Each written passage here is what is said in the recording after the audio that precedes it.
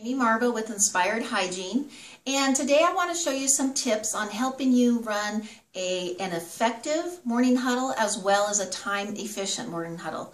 So I have attached a worksheet that you can use onto this easing. You can print it off. You can go ahead and change it and make it so that it suits your team and your office needs. But here's just an example of just one patient and how you can go through quickly each patient and get the information to the team that is needed to help the schedule run quickly and also help get the information to the right people to alert them to get them to your chair in a timely fashion. So the first thing is the patient's name, of course. This patient, Mary, has diabetes and she has high blood pressure, and we need to update her health history today. And then it reminds me when I look back at the sheet that I'm going to be taking a blood pressure reading. I will be taking a probing, looking at her x-rays. Mary has bone loss, and which staff member can help me when I'm alerting you to my chair so that we can get the probing done together in an efficient way.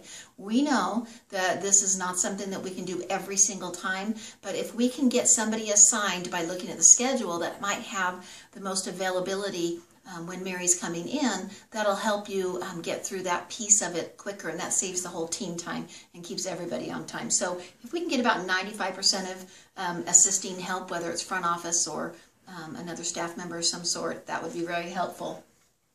I'm also alerting the doctor that probably Mary is going to be needing some perio treatment, so you need to come over to my chair and do an exam to back me up on the perio diagnosis as quickly as possible.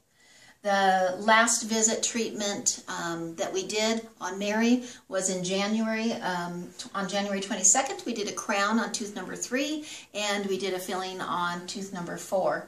Her treatment needs that are still uncompleted are crowns on the upper left, and she did mention some sensitivity at her last hygiene visit on tooth number 2.